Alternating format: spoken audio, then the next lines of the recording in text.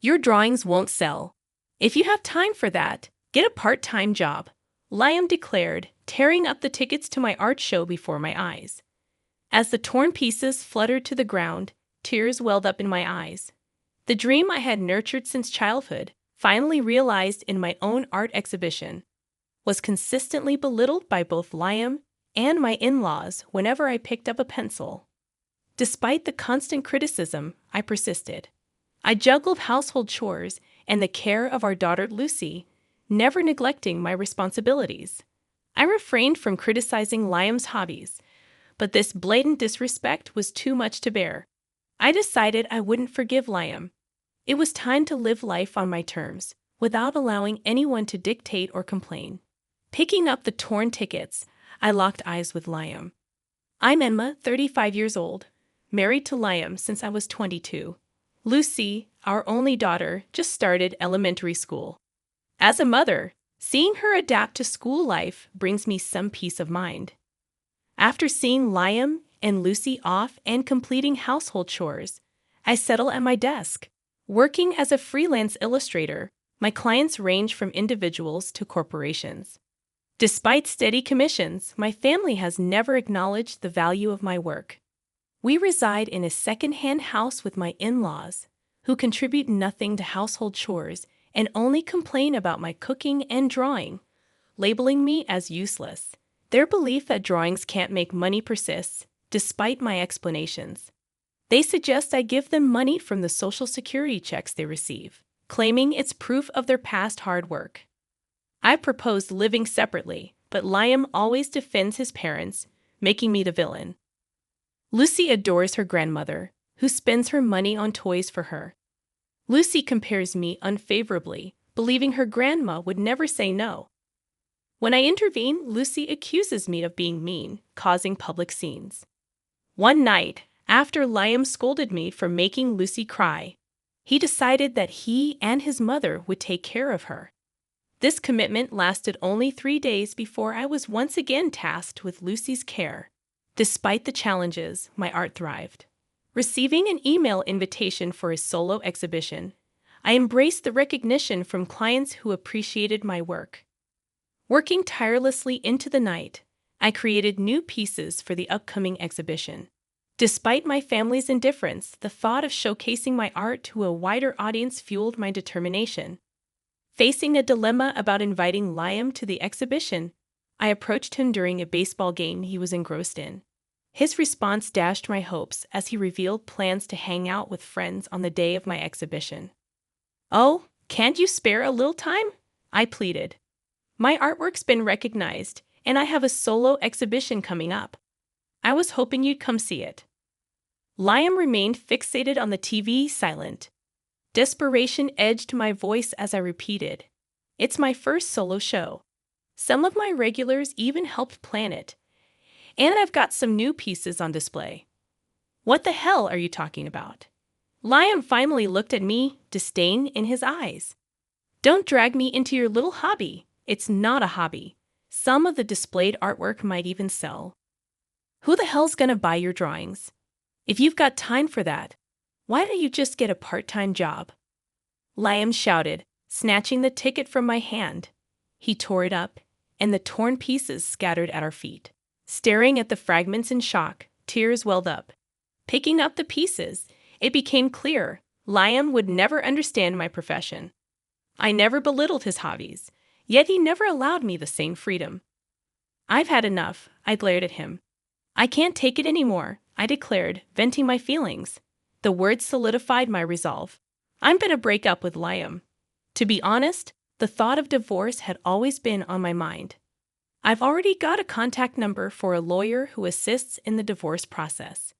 But every time I considered it, Lucy crossed my mind. Our child needs both parents. Moreover, if I left, Lucy would have to transfer schools. That's what I'd endured all this time. But that ends today. Ignoring Liam's calls, I returned to my room. Packing my things, I confirmed the lawyer's business card was there. Heading to Lucy's room, I found her doing her homework at her desk. "Mom, I'm sorry," Lucy said. Looking at her face, guilt washed over me. I hugged her, and Lucy looked puzzled. Lucy, I've decided to leave this house. What? The innocence vanished from Lucy's face. Although guilty, I continued. What do you want to do, Lucy? Stay here with Dad or come with me? Expecting her to choose her grandma, Lucy surprised me. I want to be with you, Mom. Lucy, I love the paintings you make, I said, and Lucy laughed. She smiled shyly and pointed at her desk. Just trying to be like you. I want to be a good artist too. No, you're already good. You'll surpass me soon. Tears filled my eyes. Lucy was drawing a young girl standing in a flower field, a theme I often drew. Leaving a note and the lawyer's business card on the dining table, Lucy and I headed to my parents' place.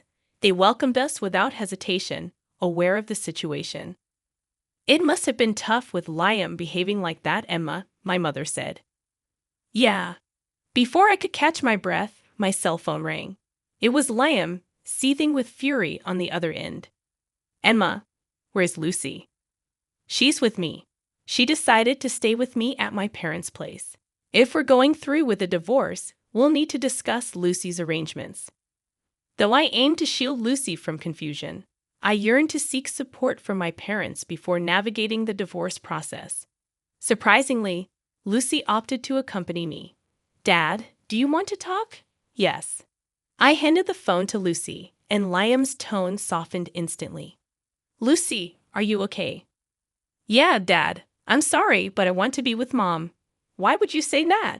Staying with her will make you unhappy. Come back home. Dad, that's not true.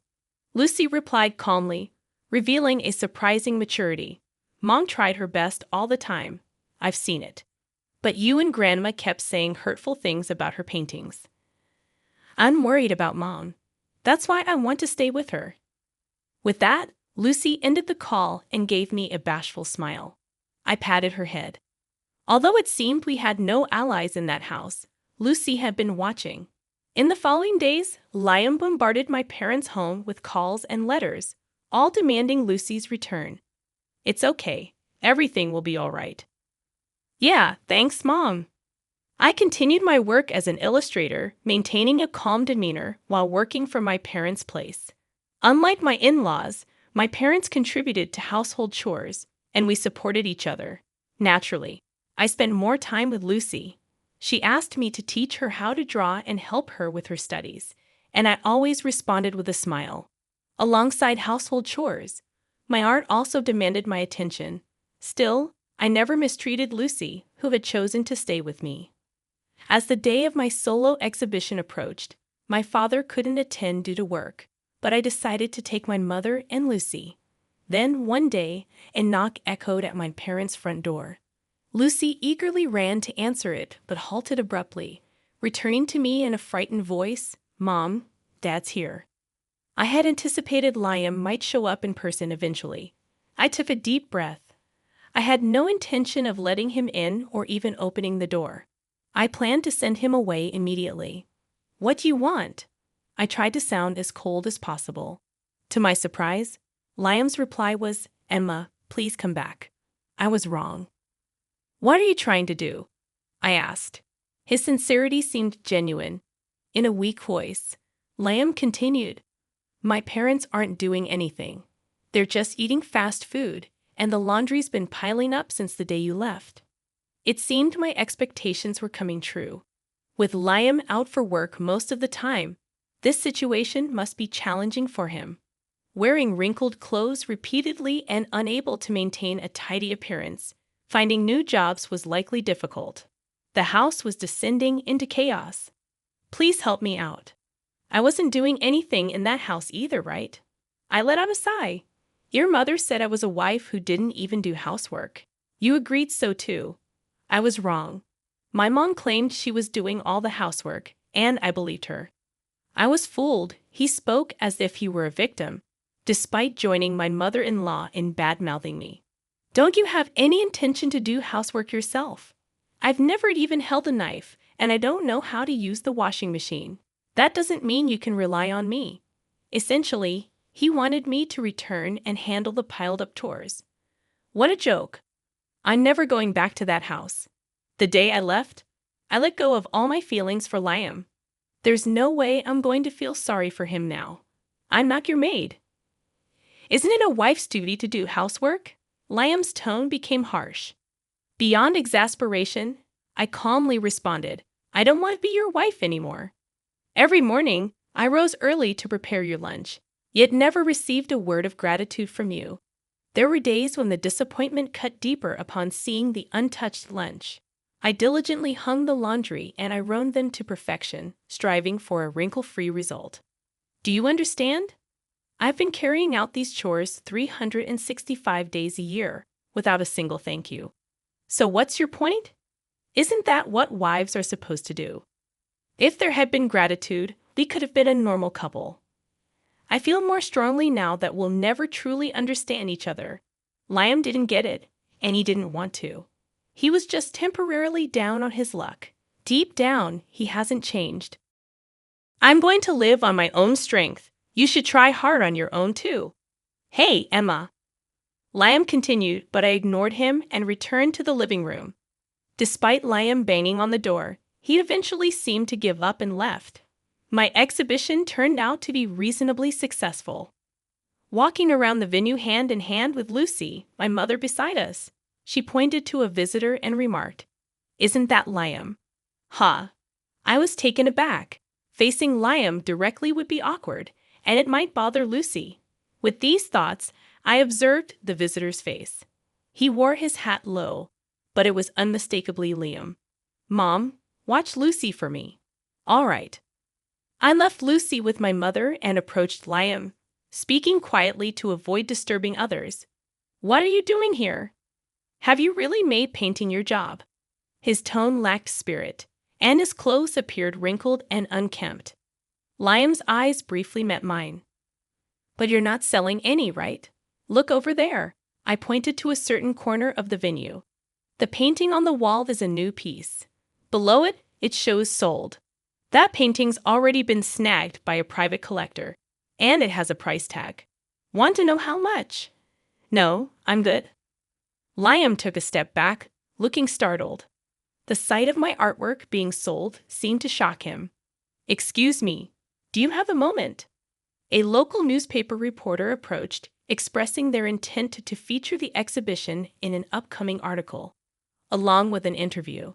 For freelancers, networking is crucial, and this was a welcome opportunity. Liam's eyes widened. You're really making it big, aren't you? Well, let's just say I make more than you do, I replied matter-of-factly. Liam looked flustered, letting out a groan. He seemed to grasp the reality that our incomes were just enough to get by, and his parents' social security checks weren't the financial cushion they believed them to be. Emma, you're really something. What are you talking about now?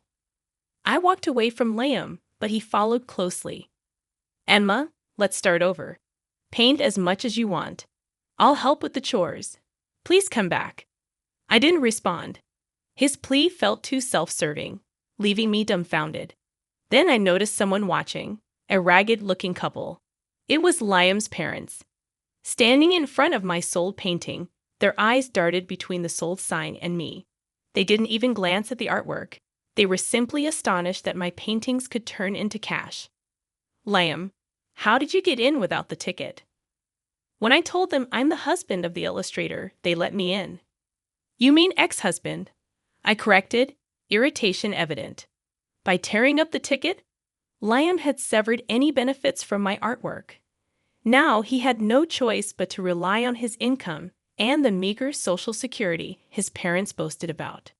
Excuse me, this artwork is wonderful. Thank you. Another customer complimented, leading to another painting being sold. Liam and his parents stood there, visibly stunned.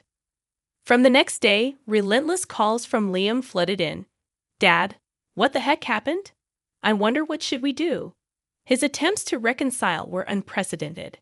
After some thought, I reported Liam to the police as a stalker.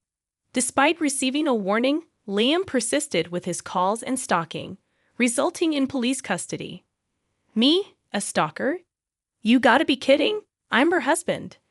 That was his futile argument, considering we were already divorced. His parents, embarrassed and feeling the judgmental gaze of their neighbors, distanced themselves from Liam as if fleeing. Regardless of where they went, rumors followed. My family never approved of my job. That must have been tough, I shared during an interview. I'd opened up about the agony of not receiving recognition for my work from Liam and his parents. The headline in the local paper read, "Rising Star Creator, a Tragic Heroine." Despite adversity, she continued drawing. Looking at the article, it felt as though it was about someone else. Being labeled a tragic heroine wasn't as glamorous as it sounded. It was indeed challenging. However, things had changed for the better. I now had my daughter, my parents, and fans who appreciated my work. Liam, the very thing you rejected, had this much power. Thanks to the feature in the local paper, my reputation as an author improved. I started receiving more work and could support my daughter on my income alone. Staying at my parents' house felt uncomfortable, so I rented an apartment near my daughter's school. My parents seemed disappointed, offering, "You can always stay with us. You've been through a lot in that house." "Thanks, but it's my life," I said, reminding myself not to rely on others, a lesson taught by Liam and his parents. I'm going to take that lesson to heart. One day, my daughter brought a friend home from school. Adjusting well after transferring, despite the inconveniences caused by my circumstances, she proudly introduced me. "My mother's an artist." "That's so cool." Since moving, my daughter sounded more mature. She switched from calling me mom to mother and began practicing drawing more seriously. Previously, she doodled random drawings, but now she showed interest in the tools I used for work and spent more time watching me. "I'm going to be like you, mother." "Really? That makes me happy. Want to try using this pen?" "Really?" She blushed with excitement, reminding me of the joy I felt when I got new art supplies. Like mother, like daughter. At first, Lucy couldn't draw a straight line. Every attempt resulted in warped lines, creating a jumbled mess.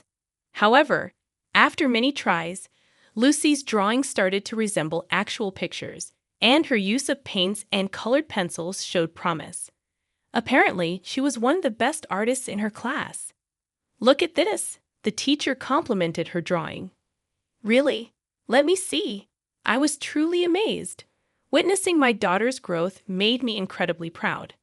I had only taught Lucy the basics, breaking down the human body into sections for easier drawing and explaining the relationship between light and shadow. Beyond that, she must have learned by watching me work or studying my finished paintings. Lucy might be even more talented than me, and I honestly believed it. Lucy gave a shy smile, expressing her determination. I'm going to keep on drawing for Lucy, for my fans, and most importantly, for myself, who never gave up on art no matter the circumstances.